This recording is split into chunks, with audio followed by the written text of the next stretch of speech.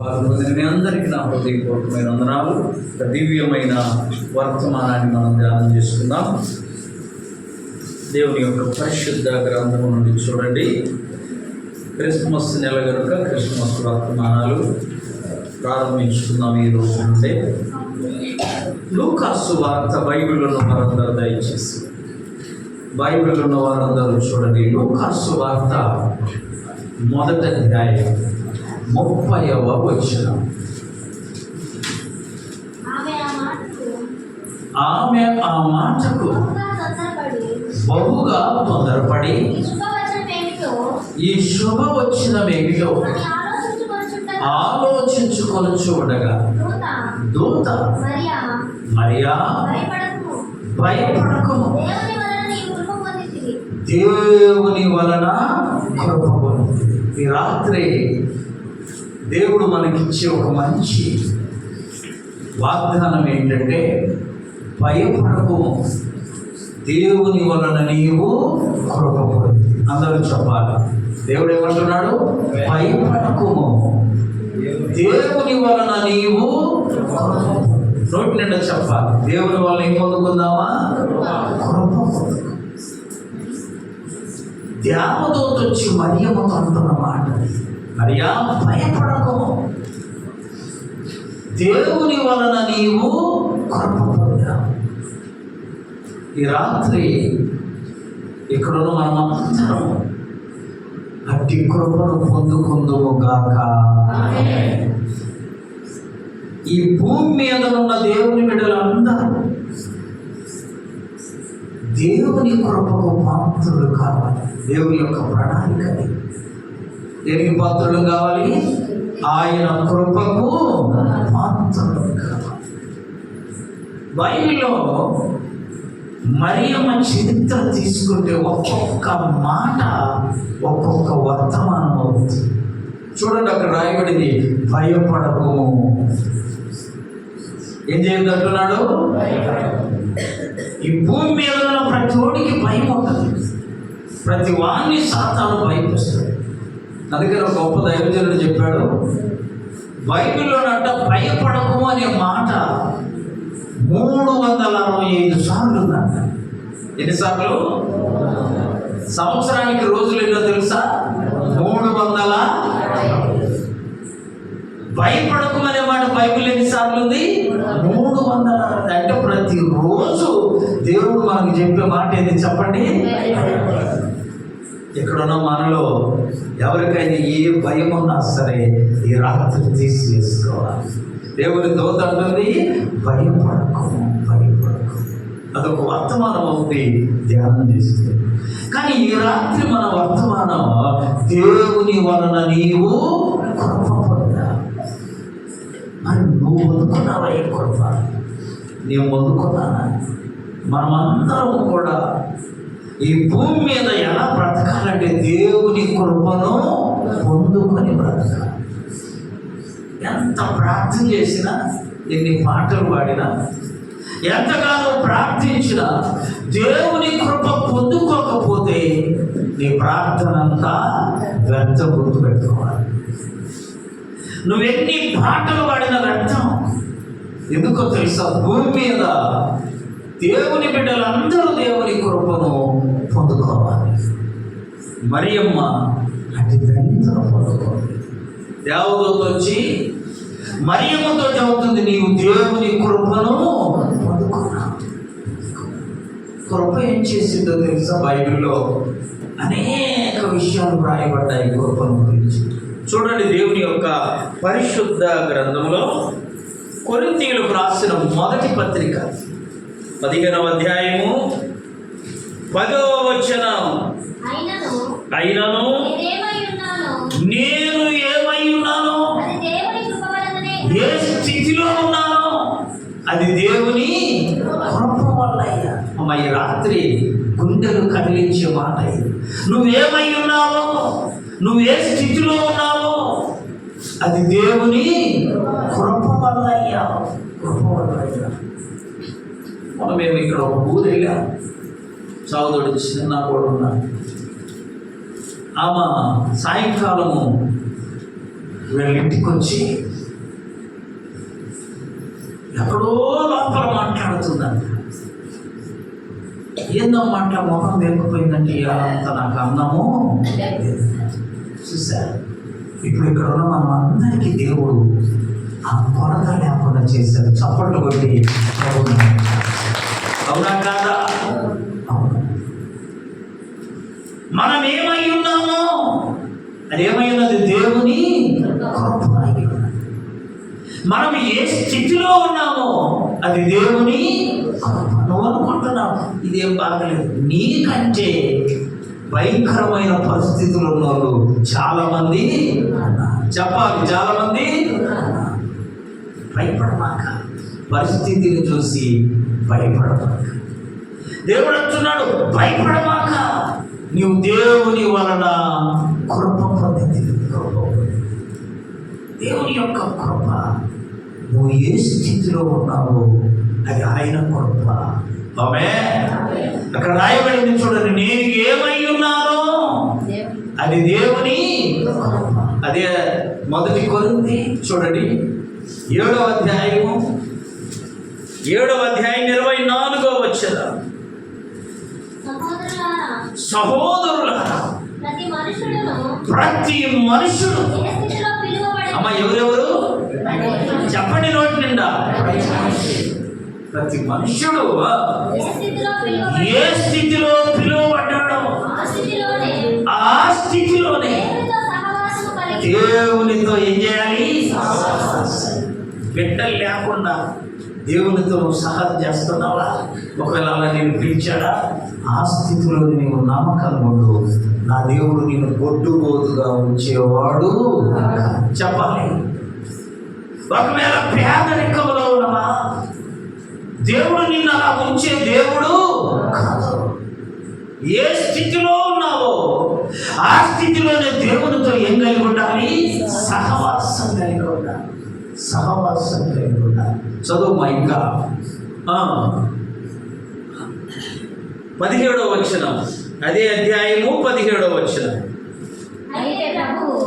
అయితే ప్రభు ప్రతి వానికి అబ్బా ఏ స్థితిలో పిలిచాడో అట్లాగే ఉండు, ఏ స్థితి నియమించాడో అలాగే చదువు. ఏ స్థితిని నియమించాడో ప్రతి వారిని ఏ స్థితి యందు పిలిచాడో ఆ స్థితి అందే ఎలా నిన్ను ఉంచితే అలాగే ఉండడం నేర్చుకో. అక్కడంటే ఒక ఆఫీసర్ దగ్గర వాచ్మ్యాన్, ఏమొచ్చాడు అమ్మా? ఇక 30 ఏళ్ళు చేసి రిటైర్ కాబోతాడు. బహు నమ్మకంగా ఉన్నాడు అధికారి దగ్గర, బహు నమ్మకంగా. రిటైర్ కాబోతుంటే 2-3 రోజుల్లో వాడి మనసులో పడిందంట, ఇంత నమ్మకం గురించి నాకేంటి లాభం? ఈ దగ్గరికి వచ్చిన వాళ్ళు చాలా మంది మోసం చేసి బాగా సంపాదించుకొని వెళ్ళిపోయారు. నేను నమ్మకంగా ఉంటే నాకేమీ లాభం లేదే అని 2-3 రోజులు కన్నీరు కారుస్తున్నాడు. రిటైర్డ్ కాబోతున్నాడు.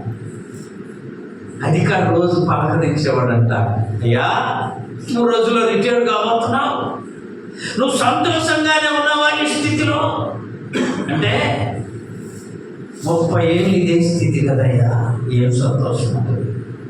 నీ దగ్గరకు వచ్చిన వాళ్ళందరూ సంపాదించుకొని వెళ్ళిపోయారు, నేను ఒక్కడే నీకు నమ్మకంగా పనిచేశాను అని మనసులో అనుకొని ఆయన తనలేక తన మనసులో అనుకొని బాధపడుతూ ఉండేవాడు. చూసారా, రిటైర్ అయిపోయాడు. ఆ రోజు 3 రోజులు అయిపోయింది, ఏమయ్యాడు? ఏదో కొద్దిగా డబ్బు వచ్చింది, ఆవిడని తీసుకొని ఇంటికి వెళ్ళిపోయాడు. భార్య అంటుందంట, నేను ఎన్నో మార్లు చెప్పాను నీకు, ఆ ఫలాన్ని తీసుకురమ్మని చెప్పా, తేకూడదని చెప్పాను, ఫలాన్ని పట్టుకురమ్మని చెప్పాను, నువ్వు చేయకూడదని చెప్పాను. ఇప్పుడు రిటైర్ అయిపోయాం, ఆయన దగ్గర మనం ఏమీ తెలుసుకోలేదు. అతను అనేవాడంట, మనం ఏ స్థితిలో ఎలా ఉన్నామో ఎవరు చూస్తున్నారు? దేవుడు చూస్తున్నాడమ్మా అని భార్యను ఆదరిస్తూ వచ్చాడంట. నువ్వు నీ భర్తను ఆదరించాలి, నేను నా భార్యను ఆదరించాలి. నువ్వు నీ భర్తను ఏం చేయాలో తెలుసా? చెడు చేయమని ప్రోత్సాహపరచకూడదు. మనం ఇలా ఉన్నాం, ఏం పర్లేదయ్యా, మనలను దేవుడు చెప్పాలి చూస్తూ. ఏం చెప్పాడు దేవుడు? తగిన సమయములో మిమ్మును హెచ్చించులాగున దీన మనస్కులై ఆయన బలిష్టమైన చేతి క్రింద అలాగే. కొద్ది రోజులైనాక అధికారి మళ్ళా పిలిచాడు. అయ్యా, ఇంకొక 3 నెలలు నువ్వు నా దగ్గర పని చేయాలి. గవర్నమెంట్ ఎంత ఇచ్చిందో నేను కూడా అంతే ఇస్తాను. అధికారికి తెలిసి తను చాలా నమ్మకస్తుడని చూసారా. అప్పుడు సంతోషపడ్డాడు. చేస్తానయ్యా, పని ఏం లేదు కదా, 3 నెలలు నీ దగ్గర పని చేస్తాను. రేపు ఉదయాన్నే రమ్మంటే వెళ్తుంటే భార్య చెప్తుందంట, ఇప్పుడన్నా నేను చెప్పింది జ్ఞాపకము చూసుకోవాలి. ఏది దొరికితే అది తీసుకురావడము చేసుకోవాలి. ఒక మాట చెప్పనా 3 కర్రలు కాలుతుంటే, 3 కట్టెలు చెప్పండి కాలుతుంటే, వాటి మధ్యలో ఒక కట్టె పెడితే ఏమవుద్ది? కాలిపోవాలి. మా అర్థమవుతుందా? 3 కట్టెలు కాలుతుంటే ఒక కట్టె కాలకపోయిన దాంట్లో పెడితే మూటితో పాటు ఇది ఏమవుతుంది? 3 కట్టెలు కాలకపోతే ఒక కట్టె 3 కట్టెలను కాల్చడం సాధ్యము బాగా అర్థం చేసుకోవాలి. అలాగే ఈమె పొద్దాక అదే అంటా ఉంటే మన ఒక్క కట్టె ఇతను ఏం చేసేవాడు తెలుసా? మారిపోయాడు. వెళ్ళి అధికారి చెప్పాడంట, అయ్యా ఇదిగో ఇక్కడ నేను ఒక మంచి భవంతి కట్టుకుంటున్నా, మంచి బిల్డింగ్ కట్టుకుంటున్నా. నువ్వు నమ్మకస్తుడు అని నిన్ను పిలిచా. నువ్వు 3 నెలలు ఇది పూర్తి అవుతుంది, 3 నెలలు నువ్వు భద్రంగా ఉండవు. నువ్వు నమ్మకస్తుడు కాబట్టి నిన్ను పెట్టానయ్యా. నా బిల్డింగ్ అయిపోయిన తర్వాత నేను నీకు ఒక బహుమానము ఇస్తాను చెప్తే ఇంటికి వచ్చి ఆ మాట చెప్తే ఆయన మాటలు నువ్వు నమ్మనే. 3 కట్టెలు ఏంటి ఇవి? 3 కట్టెలు నమ్మాక. ఇవాళ ఏం దోలాడు? సిమెంట్ దోలాడు. ఎన్ని దోలాడు? 200 కట్టలు, 50 కట్టలు అనేసి యోగు భార్య చదువుతుంది. ఏమని చదువుతుంది? 50 కట్టలు అన్నేసాడు. చెప్పారు 3 కట్టెల మధ్య ఒక కట్టె ఏమవుద్ది? మొత్తాన్ని చదువుతుంటే ఆమె ఈ కూడా ఏమయ్యాడు? మారిపోయాడు. 150 కట్టె ఉన్నాయి. ఇంకో 25 అమ్మయ్యా, మన బిల్డింగ్ కాదుగా అని చెప్పి 25. ఇంకో 25 కట్టి సగం ఏం చేశాడు? మొత్తానికి 200 వేసాను, కట్టాను, పిల్లలను పోసానని చెప్పారు. కనుక్కోవాలా? చెప్పాలి. ఎందుకు కనుక్కోవాలా? ఇతడు చాలా నమ్మకస్తుడనేది కాదు. చూసారా? తర్వాత ఇనుము తీసుకొచ్చాడు, కలప తీసుకొచ్చాడు, బిల్డింగుకు కావలసినవన్నీ తెచ్చాడు, ఇతనికి అప్పగించాడు. అన్నింటిలో అతను చేసింది ఏంటో తెలుసా? 50% సగం ఏం చేశాడు? సగమే ఉంది. బిల్డింగ్ అయిపోయింది. 3 నెలలకు బిల్డింగు అయిపోయినాక అధికారి చెప్పాడు, అయ్యా రేపు ఓపెనింగ్ బిల్డింగ్ రేపు సరుకులన్నీ పట్టుకురా అంటే సరుకులు కూడా సగం చేస్తూ సగం ఏం చేశాడు? చెప్పాను 3 కట్టెలు ఒక కట్టెను ఏం చేస్తుంది? ఒక్కటే 3 కాలవడం అంటే సాధ్యము కాదు. కానీ 3 కట్టెలు ఒక కట్టెను సగం సరుకులు ఇట్టేసుకున్నాడు, సగం తెచ్చాడు. అంత అయిపోయింది. మీటింగ్ అయిపోయినాక అధికారంట ఆయన పిలిచి, ఇతడు నా దగ్గర 30 ఏళ్ళు నమ్మకంగా పనిచేశాడు. 3 నెలలు ఈ బిల్డింగుకు నమ్మకంగా పనిచేశాడు. ఈ బిల్డింగ్ ఇతని తాళం ఇచ్చారు. బిల్డింగ్ తాళం ఇతనికి. ఇప్పుడు చెప్పండి ఎంత నష్టపోయాడో. ఇప్పుడు ఒక 50 కట్టలు కలపగలడా? చెప్పాలి. సాధ్యము. ఇప్పుడు మంచి టేబుల్ తెమ్మని చెబితే పనికి మాలిని తెచ్చి పెట్టాడు. ఇప్పుడు మళ్ళా టేబుల్ మంచి తేగలడా? మంచి ఐరన్ వేయమని డబ్బులు ఇస్తే పనికి మాలిన ఐరన్ వేసాడు. ఇప్పుడు వేయగలడా? మళ్ళా స్లాబ్లో ఇంటికి వెళ్ళి గుండెలు బాదుకుంటున్నాడంట. అయ్యో నేను 30 ఏళ్ళు నమ్మకంగా ఉన్నాను, 3 నెలలు ఉండలేకపోయాను. 3 నెలలు ఉండలేకపోయాను. నా బిల్డింగ్ నేనేమో ఏం చేశాను, పాడు చేసుకున్నాను. జాగ్రత్త. అక్కడ అంటున్నాడు 17వ వచనంలో, 7వ అధ్యాయం 1 కొరింథీ 17వ వచనంలో దేవుడు అంటూ ఉన్నాడు, ప్రతి వానికి చదువు, ప్రతి వానికి, ఎవరెవరికి, ఎక్కలోడైనా సరే వాడికి ఒక స్థితి ఇచ్చాడు దేవుడు. తెలివికల్లోడైన వాడికి ఒక స్థితి ఇచ్చాడు, కుంచివాడైన వాడికి ఒక స్థితి ఇచ్చాడు. చూడండి, ప్రతి వానికి ఏ స్థితి నియమించదో ప్రతి వారిని దేవుడు ఏ స్థితి ఎందు పిలిచను ఆ స్థితి ఎందు మనం ఏమవ్వాలి, నడుచుకోవాలి. బ్రతకాలి. మార్చుకోమాక. జనవరిలో మనం ప్రారంభించామనుకో, ఇది నువ్వు ప్రాణం ఉన్నంత వరకు దేవుని సన్నిధిని నిర్లక్ష్యము చేయకూడదు. తెలుసా, ఎన్ని ఆటంకాలు వస్తాయి, ఎన్ని ఇబ్బందులు వస్తాయి. శరీరం అనేది ఏం బాధంలయ్యా, ఏం బాధం. ఉదాహరణ పని చేసి వచ్చాం, ఆ దేవుడికి తెలియదా మన సంగతి, మన బలహీనత. పడుకో. శరీరం అలాంటి ఆలోచనలు నీకు తెచ్చి చూస్తా. అధికారి దగ్గర 30 ఏళ్ళు నమ్మకంగా ఉన్నాడండి, 3 నెలలలో పాడు చేసుకున్నాడు. అతని స్థితి అంతటిని పాడు చేసుకున్నాడు. పొరపాట నేనేమై ఉన్నాను, ఏ స్థితిలో ఉన్నానో అది దేవుని. రెండో మాట ఉంది చూడండి, దేవుని యొక్క పరిశుద్ధ గ్రంథాలు. మొదటి కొరింథీ 15:10లోనే 7 ప్రాముఖ్యమైన విషయాలు. రెండో మాట, ఆ కృప నిష్ఫలము. కృప ఏం కాదమ్మా, నిష్ఫలము.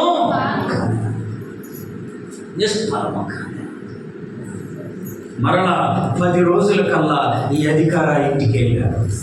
10 రోజులకు అధికారి అమ్మా ఆ ఇంటికి వెళ్తే రంగులేని కాయపోవాలి. కొంచెం రంగులు ఏమైనాయి. ఏందయ్యా ఇలా చేసుకున్నావు? అయ్యా పొరపాటు, నాకు తెలుసు నువ్వు పొరపాటు చేస్తున్న సంగతి నాకు, కానీ నేనేమనలా. ఎందుకు?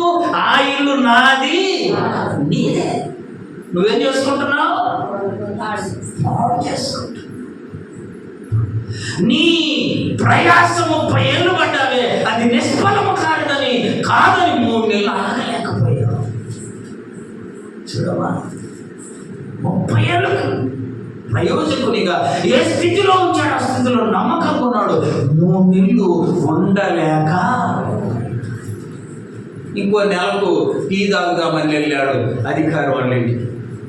తలుపులు ఊడిపోతాను, తలుపులు ఖరీదు చేసిందో ఏమో, తలుపులు ఏమవుతున్నాయి, ఊడిపోతా. ఏందయ్యా ఇలా చేశావు? అయ్యా పొరపాటు, నాకు తెలుసు అయ్యా నువ్వు పొరపాటు చేసేది, కానీ నేను ఎందుకు చెప్పలేదో తెలుసా? ఈ ఇల్లు నాకు.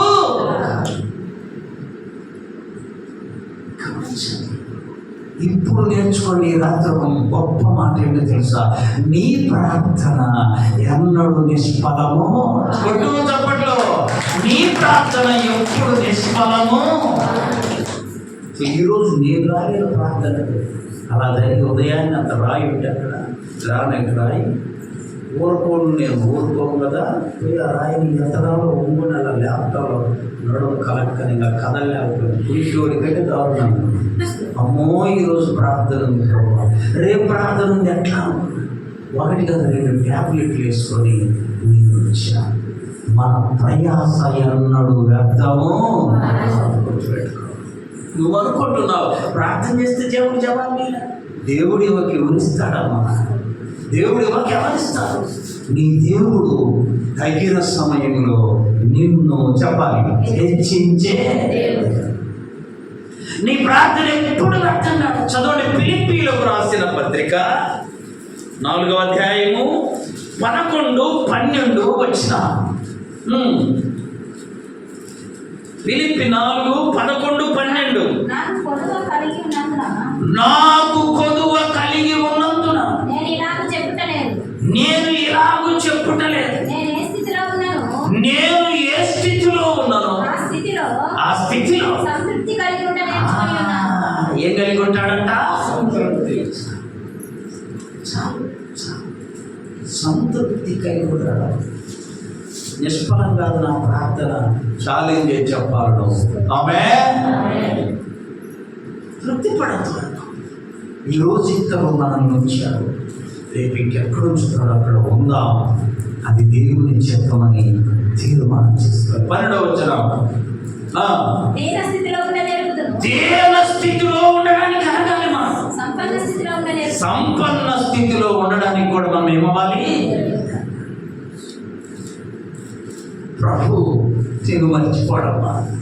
నువ్వు దీన స్థితిలో ఉన్నావని లోకమంతా ఏరెట్టి చూపినా దేవుడు నిన్ను అలా చూపేవాడు నిష్ఫలము కాదు.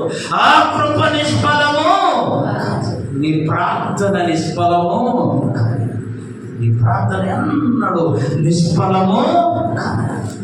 కృప చూడండి ఎంత గొప్పది. మనం ఏ స్థితిలో ఉన్నామో ఆ స్థితిలో ఉన్నాము. నీ ప్రయాస ఎన్నడూ నిష్ఫలము. 3వ మాట చూద్దాం. 1 కొరింథీ 15:10లోనే 7 ప్రాముఖ్యమైన విషయాలు ఉన్నాయి. చూడండి, 3వ మాట, కృప ఎక్కువ ప్రయాస పడులాగున ఎక్కువ. 2వ తిమోతి రాసిన పత్రిక 2వ అధ్యాయము 1వ వచనం, నా కుమారుడు క్రీస్తు యేసు నందున్న కృప చేత వేగాలి.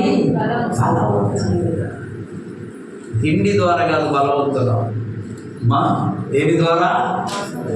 కృప ద్వారా బలవంతులము కావాలి. కృప నీకు తోడు కాబట్టి ఎక్కువ ప్రయాసపడతావు, ఎక్కువ ఏ పనైనా బలంగా చేయగలరు.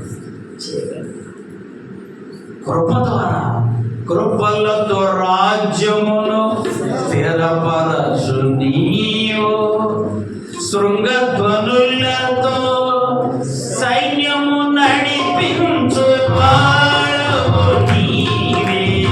కృపలతో రాజ్యమును స్థిరపరచు నీవు, శృంగధ్వనులతో సైన్యము నడిపించు వాడవు నీవే. నీ అందు ధైర్యమును నే పొందుకొనెదను, మరణము గెలిచిన మహనీయుడా. నీ అందు ధైర్యమును నే పొందుకొనెదను, మరణము గెలిచిన మహనీయుడా.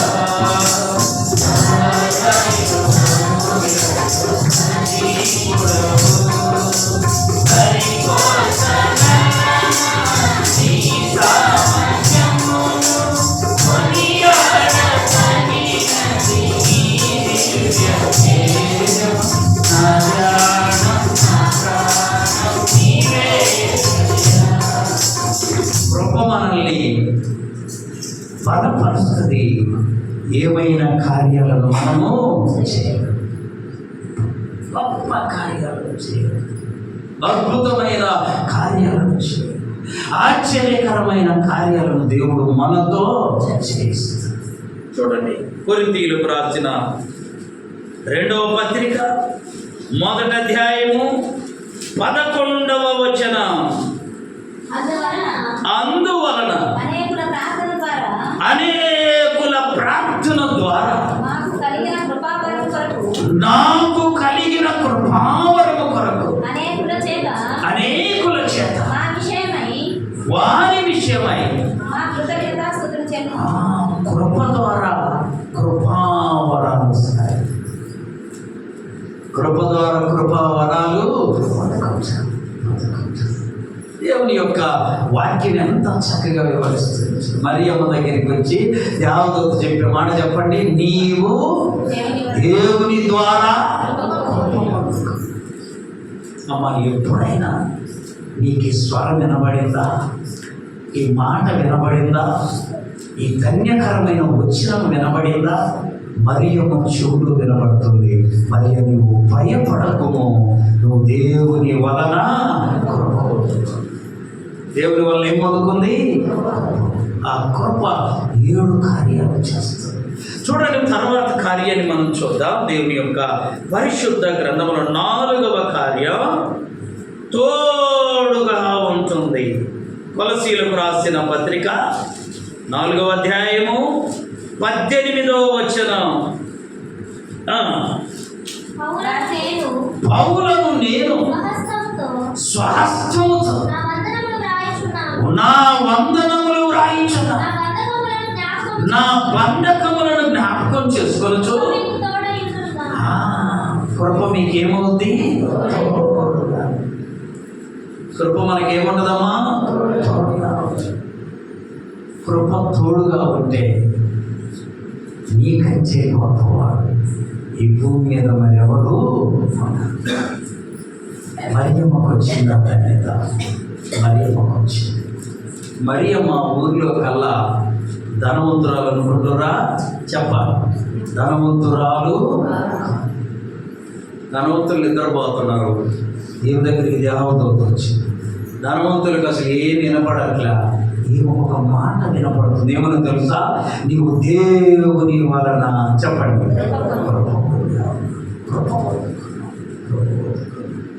5వ మాట చూడండి. దేవుని కృపను గురించిన 5వ మాట కంట్రోల్ చేస్తుంది. 10వ వచనంలోనే ఉంది. 1 కొరింథీ 17:10లోనే ఉంది. కంట్రోల్ అంటే నేనేం చేస్తావు తెలుసా అమ్మా? అలా ఎటుబడితోటి తిరగకుండా, ఎటుబడితోటి మాట్లాడకుండా నిన్ను సరిచేస్తుంది. దేవుని యొక్క కృప మనల్ని ఎక్కడ ఉండాలో అక్కడే ఉంచి, ఏమి మాట్లాడాలో ఆ మాటే మాట్లాడేస్తుంది. దేవుని యొక్క పరిశుద్ధ గ్రంథంలో చూడండి, కొరింథీయులకు రాసిన 2వ పత్రిక 12వ అధ్యాయము 7, 8, 9 వచనాలు. నాకు కలిగిన ప్రత్యక్షతలు చాలా ఎక్కువ ఉన్నందున నేను అత్యధికముగా హెచ్చిపోకున్నట్లు నిమిత్తము నాకు శరీరములో ఒక ముళ్ళు నేను అత్యధికముగా హెచ్చిపోకున్నట్లు నన్ను నలుగగొట్టుటకు ఒక ముళ్ళు ఉంటుంది. ఎవరినైనా గదిలేండి, మీరు వెళ్ళి ప్రార్థన చేసాం. అమ్మా, మీ ఇంట్లో హాయిగా ఉన్నారా? ప్రభువుని బట్టి హాయిగా ఉన్నారని చెప్పినా ఒక మాట ఏం చెబుతారంటే, ఇదిగో ఈ సమస్య మమ్మల్ని వేధిస్తుంది. ఎందుకో ఒక ముళ్ళు మనం హెచ్చిపోకున్నట్లు కంట్రోల్ చేసేది ఏంటో తెలుసా? దేవుని కృప మన శరీరంలోనూ మన సంబంధించిన విషయంలోనూ ఒక ముళ్ళులా ఉండి మనల్ని హెచ్చిపోకుండా ఏం చేస్తుంది? కంట్రోల్ చేస్తుంది. అంత గొప్ప ప్రార్థనా పరుడైన పౌలు గారికి శరీరంలో ఏముందంట? ముళ్ళు. మాకు తెలిసిన ఒక డాక్టర్ గారి కుటుంబం, నాకు 3 పిల్లలు, 2 కొడుకులు, చెప్పండి, ఒక కూతురు డాక్టరు, అల్లుడు ఇంజనీర్ అమెరికాలో, కొడుకు పెద్ద సైంటిస్ట్ అమెరికాలో, ఇంకో కొడుకు 2 లక్షల నెలకు చేద్దాం. ఇప్పుడు వినగానే మనకి ఏమనిపిస్తుంది? వాళ్ళకి అసలు సమస్యే చెప్పండి లేనే. ఎలాంటి కుటుంబం తెలుసా? ప్రతి నిత్యం ప్రార్థన చేసుకునే కుటుంబం. ఆమేన్. అలాంటి కుటుంబంలో 1 పిల్లల ద్వారా 3 సమస్యలు. ఆమె నిందయ్యా వేకువజామున 3ంటికి లేచి నేను ఆక్రందన చేశానయ్యా. ఏం చేసిందట? అసలు వీళ్ళందరూ పోగానని కాదు, కొంతమంది పొద్దున్న లేచి అట్లా ఏడుతుంటారు, వీళ్ళు బాగాలేదు, వాళ్ళు బాగాలేదు, ఎవరు వీళ్ళు పోతారు, ఏడ్చిన వాళ్ళ అలా పోతారు. ఆక్రందన చేస్తున్నాడు. అయ్యా దేవా, ఎందుకిలా ఆక్రందన చేసి మళ్ళా ప్రార్థన చేసుకుంటుందంట, అయ్యా నాకు తప్పైంది, నువ్వు నా శరీరంలో ఏం పెట్టావు? ముళ్ళు పెట్టావు. దేవుడికి తెలియకుండా ఉందని నువ్వు అనుకోమాట. నువ్వు ఎందుకు పెట్టాడో తెలుసా? ముళ్ళు నువ్వు హెచ్చి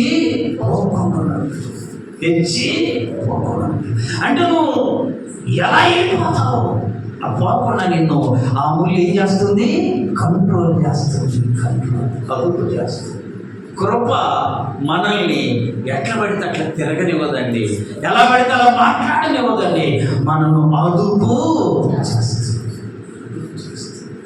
పౌలు గారు నాకు విశేషమైన అందరికంటే ఎక్కువ కృప, కానీ నా శరీరంలో కూడా ఏముంది? పౌలు గారంట అది తీసివేయమని ముమ్మారు ప్రార్థన. దేవుడు అన్నాడట, నేను ఆ ముళ్ళు తీసేయను కానీ ముళ్ళును జయించే కృపను, నా కృప నీకు. కాబట్టి డిసెంబర్ నెలలో ఆనంద మాసం ఇది. నువ్వు ఆనందించడం చేయడానికి సాతాను ఎన్నో ప్రణాళికలు వేస్తుంది.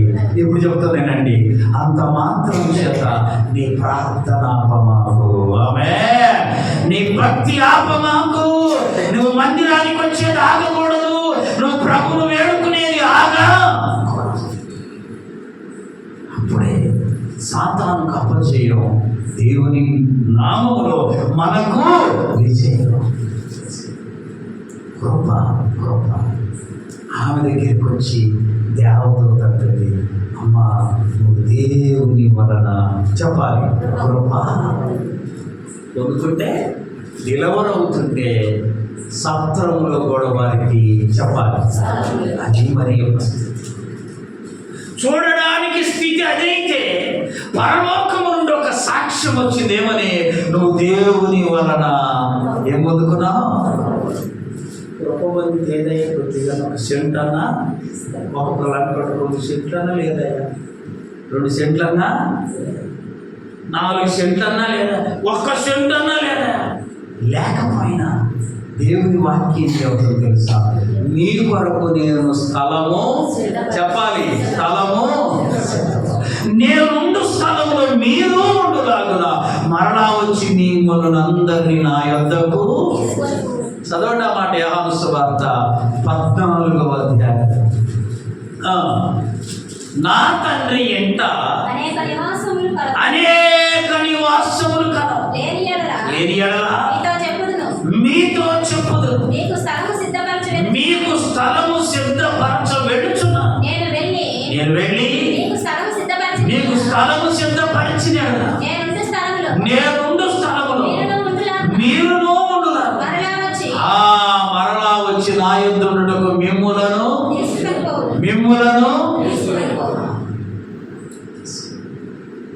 ఒక పాస్టర్ని అడిగారు, నువ్వు ఎప్పుడైనా విమానం ఎక్కినమని అడిగిన. సంఘంలో ఉన్నవాళ్ళు అందరూ ఒకలాగా ఉన్నారుగా. ఒక విశ్వాసం అడిగిందంట, ఏం పాస్టర్ గారు నువ్వు ఎప్పుడన్నా విమానము? అయ్యా నేను విమానం ఎక్కలేదు కానీ ప్రభు వస్తే మేఘము, చప్పట్లు పెట్టి ప్రభువును మైపడతా, మేఘం ఎక్కి ప్రభు దగ్గరికి, మేఘాల మీద యేసు కూర్చుచున్నాడు, మేఘాల మీద యేసు కూర్చుచున్నాడు,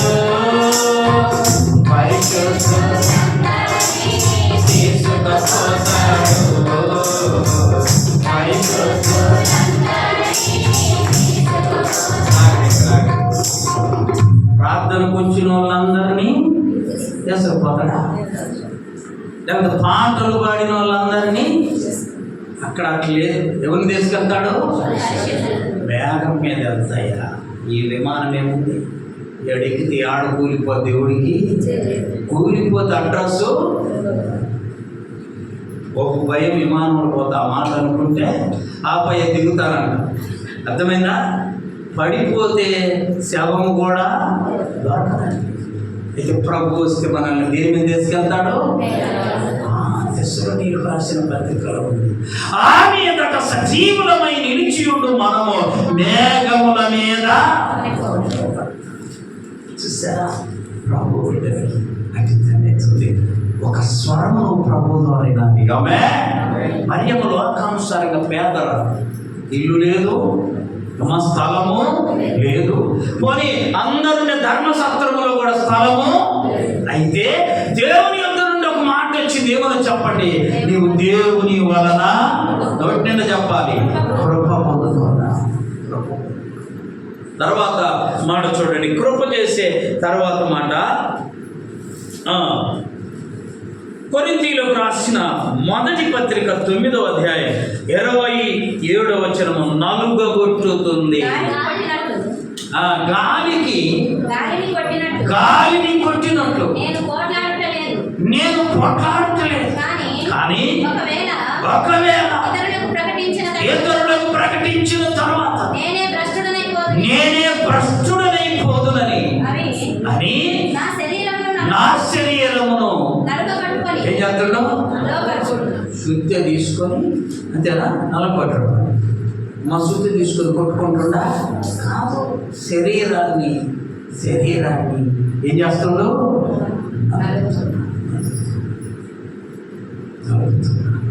నలగొట్టుకుంటున్నాడు. నువ్వు నేను శరీరాన్ని ఏం చేయాలి? అమ్మ చెప్పండి, ఏం చేయాలి?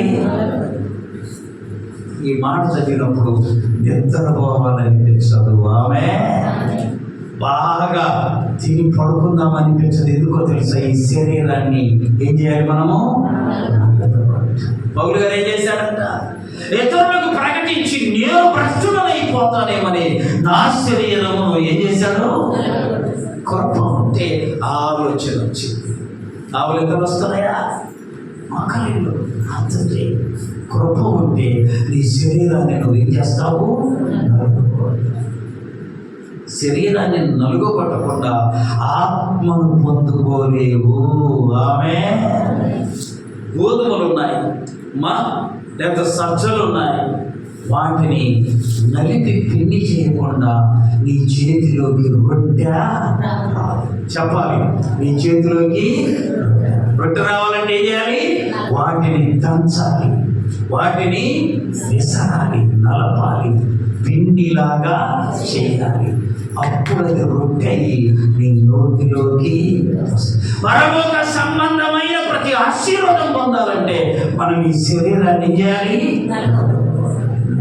కృప అలాంటి ఆలోచన నీకు తెస్తుంది. పలుమార్లు నా అనుభవంలో నేను నా శరీరాన్ని అలా నలుగుతున్నాను.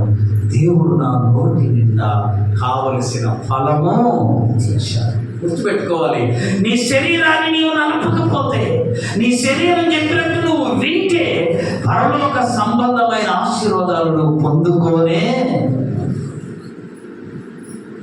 ఆత్మ సంబంధమైన మర్మమే. అందుకని రోమీయులకు రాసిన పత్రికలు అంటాడు, ఆత్మ శరీరము ఆత్మకును ఒకదానికొకటి ఏమవుతున్నాయి? పోరాడతాం. ఏం బోధులే ప్రార్థన. రేపు తెల్లారి దాజారు మాకు బోధ మటన్ తెచ్చుకొని తిని అప్పుడు పోవచ్చులే అని అంటుంది శరీరం. ఏమైనా సరే ప్రార్థనకి వెళ్ళాలంటుంది నీలోని ఆత్మ. ఎవరు చెప్పినట్టు? మా శరీరం చెప్పినట్టు నువ్వు ఆ కృపను పొందుకోలేవు. ఆమె ఆత్మ చెప్పినట్టు వింటే కృపను పొందుకున్నా. గలతీయులకు రాసిన పత్రిక 6వ అధ్యాయం చూడండి, 6, 7, 8 వచనాల్లో రాయబడింది. శరీరమును బట్టి విత్తువాడు క్షయమనే పంటను వస్తాడు, ఆత్మను బట్టి విత్తువాడు నిత్య జీవం అనే పంటను. మా శరీరం చెప్పినట్టు మాతో ఒకటి చదువుకున్నాడు. మా ఒక్కడే కొడుకు అన్నాను. ఆ రోజుల్లో అన్నాను రైల్వే కూర్చోడు. ఏం చేసేవాడు తెలుసండి? ఒక్కడు కదా వాళ్ళ బలి ప్రేమ వీడంటే. క్రిస్టమస్ పండుగ వస్తే అబద్ధం చెప్పి ఒక జత, నిజంగా ఒక జత కొనేవాడు. అబద్ధం చెప్పి ఒక జత, నిజంగా ఒక జత. ఎట్లాగో తెలుసా అండి? ఎందుకు 4,000 ఇవ్వాలి నాన్న. పాపం ఏముండదు. నన్ను పెంచబడి నేను చెప్పను రట్టాన్ని నేను అనుకుంటేవాడిని, నేను పోయేవాడిని కాదు. 4,000లో ఒకరోజు టీ దాటి టిఫిన్ పెడితే ఒకటి పోయి అవుతాడు. నాకు 4,000 ఇవ్వాలి. 4,000 అట్లా చూడండి. సాయంత్రము 11:30 12 వచ్చి పడుకుంటాడు రూమ్కి వచ్చి. ఆ వ్యక్తిని కూడా తెలుసు ఆయన మళ్ళీ ఎందుకు తెలుసా ఎన్నింటికి పడుకుంటాడమ్మా? నువ్వు లేచేది ఎప్పుడు? ఉదయం 9-10 లేస్తాడు. చూసారా? సాయంకాలం వెళ్ళి అన్ని బజార్లు ఆడి, గుంటూరు అన్ని బజార్లు ఆడి, ఏ బజార్లు ఏమమ్ముతారో బాగా తెలుసు. ఎందుకని ఎన్ని బజార్లు? ఒకరోజు నాతో కాలేజీలోకి వస్తుంటే ప్రిన్సిపాల్ వచ్చి, అరే నువ్వు ఈ కాలేజీ కాదన్నాడు. ఎందుకు? మనోడు ఎప్పుడు ఫేసు కనపడినే నన్ను బానిచ్చాడు. వాడినేమో నువ్వు ఈ కాలేజీ కాదు అలా. లేదు సార్ నేను ఈ కాలేజ్. నీ నెంబర్ ఎంత అన్నాడు. క్లాసులో నెంబర్ ఉంటుంది కదా, నీ నెంబర్ ఎంత చెప్పండి. నన్ను అడుగుతాడు చేయరా నా నెంబర్ ఎంత. వాడు ఆ కాలేజేనా? కానే. అరే నీకు నెంబరే తెలియదురా, నువ్వు ఈ కాలేజ్ కానే. ఇప్పటికి డిగ్రీ పాస్ కాలే, ఇప్పటికీ అదే. ఈ మధ్య ఒక షాప్ పెట్టాడు. షాప్ పెడితే 1 గంటకు వచ్చే షాపులోని ఈ కుర్చీలో ఇట్లా అనుకుని ఇంకో కుర్చీ కాలుకి వేసుకొని నిద్రపోతుంటాడయ్యా. నిద్రపోతే మనకి ఏమొస్తాడు? షాపులో నిద్రపోతే దారిద్ర్యం కదండి. ఇంటికన్నా పోయి నిద్రపోతాడు. కాలు పెట్టుకొని కాలు కింద ఒక కుర్చీ వేసుకొని, అది కూడా చిన్న పిల్లోడాలు కొరక పెట్టుకొని నిద్రపోతాడు. శరీరాన్ని ఏ రోజు నలగగొట్టిన వాడు డిగ్రీ సర్టిఫికేట్ ఏది ఎందుకు వస్తుంది? నువ్వు శరీరాన్ని ఒక్కరోజు కూడా నలగగొట్టిన వాడివి. నేను ఈ మధ్య LLB పాస్ అయ్యి లాయర్ కోర్టుకి వెళ్తే ఒక బ్రాహ్మణోత్తముడు ఏమన్నాడు తెలుసా? అయ్యా నీకు దేవుని కృప ఉందయ్యా, లేకపోతే ఈ వయసులో ఇంత చదివి లాయర్గా మా మధ్యలోకి వచ్చా. దేవుని కృప ఉండాలి మనకి. ఆమె మరియమ్మకు ఇల్లు లేదు, చెప్పండి, స్థలము ఇటు మించి దేవుని దేవుని చెప్పాలి. దేవుని దేవునితో చెప్పి దేవుని అమ్మ నీవు దేవుని కృపను.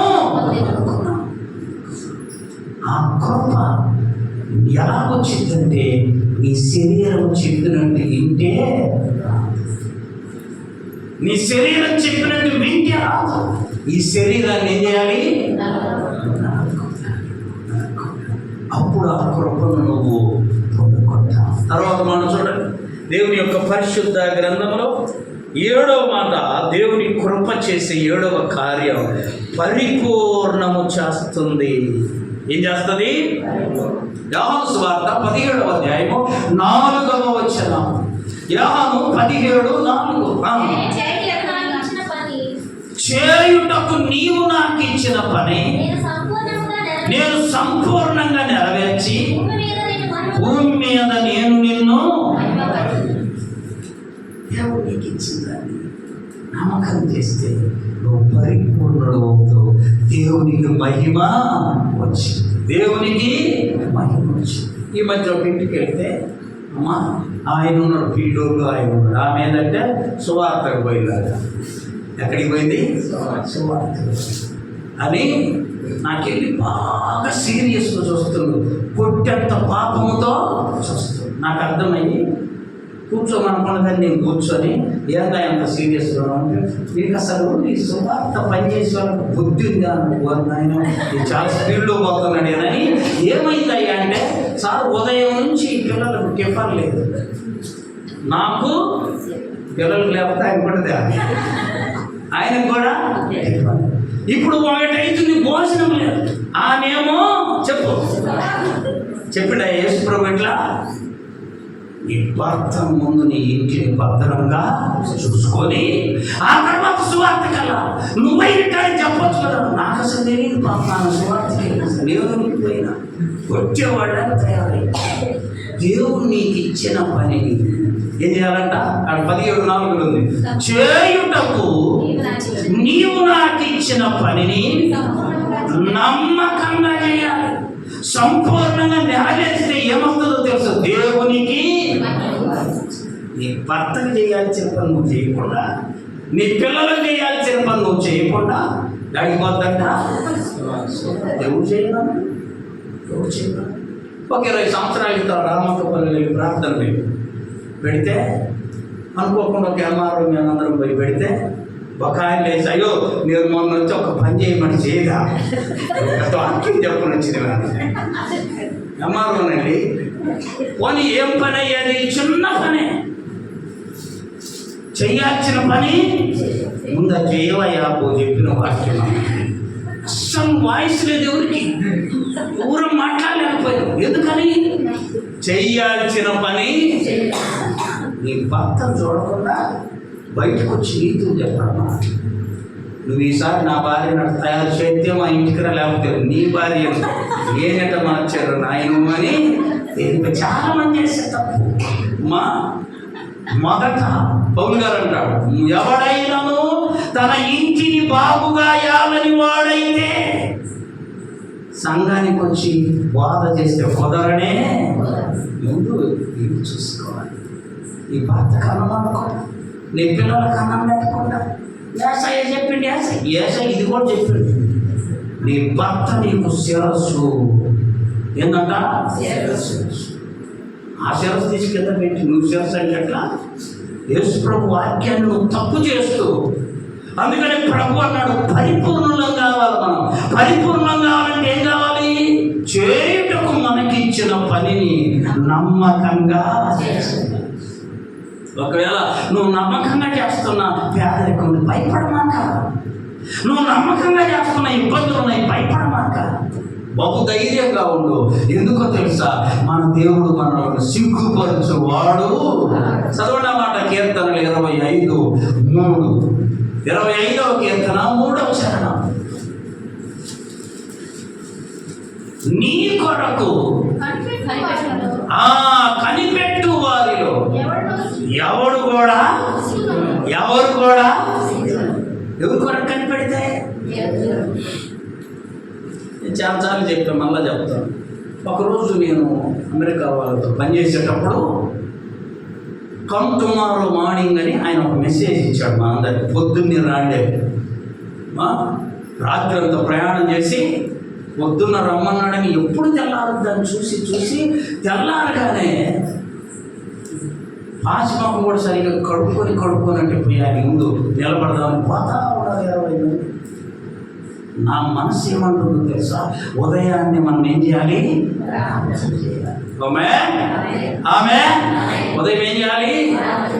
చేసుకొని పోదామైంది. ఒక్కడికి లేదండి నా మాట వినకుండా నువ్వు చేసుకొని అందరూ. ఆయన కొంచెం లేటుగా లేచాడు ఆ రోజు.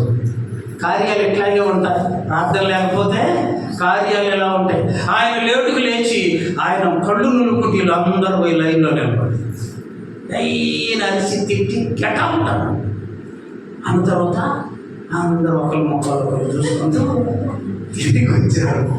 వచ్చేసరికి రైల్వే స్టేషన్లో నేనేం చేస్తాను, బహు ధైర్యంగా చెబుతాను, నేనేం చేస్తున్నాను? స్టేషన్ చివరికి డబల్ పరుచుకున్నాను, బైబిలు చదువుకున్నాను, ప్రార్థన చేసి ఆమె లేక అందరి మొక్కలు మాడిపోయి ఉన్నారు. ఎంతమంది 25 ఏదా నీ మాట ఎలా బాగుండేది, పొరపాటును పోయినా తిట్టి మమ్మల్ని గెట్ అవుట్ అన్నా, అసలు రావద్దు అన్నాడు.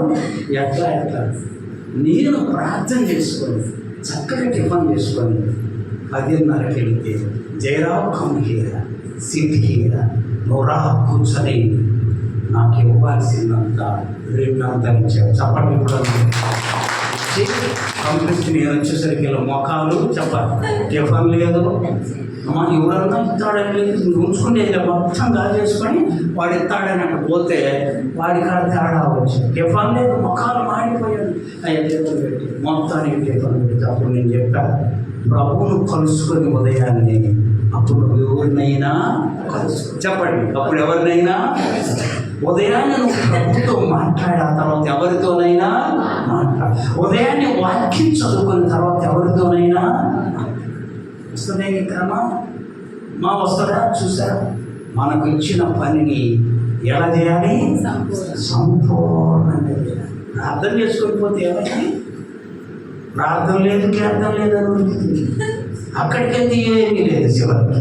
చూసారా, గుర్తుపెట్టుకోండి, ఉదయం లేవగానే ఒక భక్తుడు చెప్పాడు, పక్షుల స్వరము వినబడక ముందే నీ స్వరము దేవునికి. చెప్పండి ఆమె. చూడు, నీ జీవితంలో అద్భుతాలు చూస్తున్నాను. అద్భుతాలు చూస్తాం. మరియమ్మకు అమ్మా ఎన్ని ప్లాట్లు ఉన్నాయి? 7 మార్కపులు ఉన్నాయా? 7 ఉన్నాయి. ఏముంది తెలుసా? దేవుని కృప. దాని ముందు ఈ లోకములో ఏది నిలువబడలేదు. పరిపూర్ణం కావాలంటే నీకు ఇచ్చిన పనిని నువ్వు నమ్మకంగా చేయాలి. చాలా మందికి జబ్బేందో తెలుసా? ఉన్నదాంతో తృప్తిపడడం. ఈవిడా నేనేమో ఉన్నావు అలా ఆమె చేసుకోవాలనుకో, ఏమి చేసుకో, ఏమమ్మా ఇదేంటి నేను ఎవరినో చేసుకో. అసలు ఇచ్చిన ఆయన సరిగా చూడు రావట్లా, ఇచ్చినోడితో సరిగా సంసారం చేయడం చేత కావట్లే. కుటుంబాలలో దరిద్రమైన మాటలు ఇవన్నీ. దేవుడు నీకు ఇచ్చిన భర్తను బట్టి దేవుని స్తుతించాలి. కొంతమంది ప్రార్థనలు ఆ మాట పలుకుతారు. ఇప్పుడు కూడా ఎవరో చేశారు, నాకు ఇచ్చిన భర్తను దీవించాయా, నీ నోట ఆ మాట రావాలి. ఇట్టాడు నీకు ఇచ్చావా అన్నావు అనుకో, అమ్మా నీ నోట ఆ మాట రాకూడదు. నీ నోట దీవెనకరమైన మాట వస్తే నువ్వు పరిపూర్ణుడిగా ఉంటావు. ఇంకొక మాట చెప్పనా? ఆదికాండం తీయండి. ఆదికాండం 6వ అధ్యాయం 8వ వచనం. ఆదికాండం అంటే ఆ పక్క చదువుతారు ప్రకటన. అమ్మా నోవహు చదవమ్మా. అయితే నోవహు దేవుని దృష్టికి ఏంటి అల్లాడిపోతావు? అమ్మా ఏమనుంది అక్కడ? నోవహు దేవుని కృప పొందుకున్నాడు. ఎప్పుడు? ప్రారంభములోనే. ఎప్పుడమ్మా? ఇక్కడ మరియమ్మ కొత్త నిబంధన ప్రారంభములోనే ఏమనుకుంది? దేవుని. మరి నువ్వు నేను పొందుకున్నామా? ఒకసారి ఆలోచించు. ప్రారంభంలో నోవహు ఏమనుకున్నాడంట? దేవుని. అప్పుడు పరిస్థితులు ఎలా ఉన్నాయి? 7వ అధ్యాయం 1వ వచనం. ఈ తరము వారిలో నీవే నా ఎదుట నీతిమంతుడవై ఉండుట. చూసారా ఎంతలోమా? తరమంతటిలో నోవహు ఒక్కడే దేవుని కృపను పొందుకున్నాడు. చూసారా కొత్త నిబంధన ప్రారంభంలోనే ఎంతోమంది స్త్రీలు ఉన్నారు. మరియమ్మ ఒక్కతే చెప్పాలి దేవుని కృపను. ఈ ఊళ్ళో ఎంతో మంది ఉండవచ్చు, అనుకోవాలతో పనిగా నీవు దేవుని కృపను పొందుకోవాలి. చూడండి, ఇంకా వాక్యాలు మనం గమనిస్తే పేతురు రాసిన మొదటి పత్రిక 5వ అధ్యాయం 12వ వచనం. 1 పేతురు 5:12. మిమ్మును హెచ్చరించుచు ఇది ఏ దేవుని సత్యమైన కృప అని సాక్ష్యం చెప్పగలగాలి. అర్థమైందా? ఆమె మనం ఏం చెప్పాలి? సాక్ష్యం చెప్పాలి. ఇదే దేవుని కృప. దేవుని కృప అది నీకు చిన్నగా కనపడుతుంది, నేను భయపడమాక. అది నిన్ను ఇబ్బంది పెట్టేదానిలా కనపడదు, భయపడమాక. అది నీకు అందరూ తృణీకరించేలా ఉందేమో, భయపడమాక. అతను వాచ్మానే కానీ మా 30 ఏళ్ళు నమ్మకంగా చేసి 3 నెలలు కోల్పోయాడు నమ్మకత్వాన్ని. అధికారి ఒక 10 ఏళ్ళకు వచ్చినాడు, చూద్దాం వీళ్ళంతా ఏమైంది 200 కట్టు 100 కట్టే వేసించిందంటే ఉంటుందా? ఉండనే ఏందయ్యా ఇలా? అయ్యా నేను చేసిన జాగ్రత్త. సంవత్సరాలు పోతున్నాయి. దేవుడు నిన్ను నన్ను సజీవులుగా ఉంచాడు. ఆయనకు సాక్షులుగా ఉందాము. అదే దేవుని హెబ్రీయులకు రాసిన పత్రిక చూడండి. హెబ్రీయులకు రాసిన పత్రిక 12వ అధ్యాయం 28-29. అందువలన మనము నిశ్చలమైన రాజ్యమును పొంది దైవ కృప కలిగి ఉంటుంది. ఇక్కడ లేకపోయినా దేవుళ్ళు నేను ధనవంతున్నయ్యా అని చెప్పగలను. ఇక్కడ లేకపోయినా దేవుని దగ్గర నాకు స్థలం ఉందయ్యా అని చెప్పగలను. అది దైవ కృప నిశ్చలముగా చెప్పాలి. చదువుమా. ఆ కృప కలిగి వినయము భయము భక్తి కలిగి ఎవరికి ఇష్టమైంది? ప్రీతికరమైన ఇష్టం. ఎవరికి ఇష్టమైందమ్మా? దేవునికి ఇష్టమైన కార్యం సేవ చేయాలి. 4వ అధ్యాయం, అదే ఏప్రిల్కు రాసిన పత్రిక 4వ అధ్యాయము 16వ వచనం. కనుక మనము కనికరింపబడి సమయోచితమైన సహాయము కొరకు కృప పొందునట్లు ధైర్యముతో కృపాసన యొద్దకు చేద్దాం. భయపడతగా ఇక్కడికి వచ్చే లెక్క రావాలి. ధైర్యంగా ప్రభు కృపాసనం యొద్దకు ధైర్యంగా సమీపించాలి. ఆ కృపను స్వతంత్రించుకోవాలి. మరియమ్మ ఏం పొందుకుంది? అందుకని గోత ఏం చెప్పింది? నువ్వు భయపడమనుకో, దేవుని కృపను నువ్వు పొందుకో. నోవకు దేవుడు ఏమి రాయించాడు? నోవకు దేవుని కృప పొందుకో. చూసారా? ఆత్మీయ జీవితంలో నువ్వు నేను దేవుని కృప ఉంటే చాలు.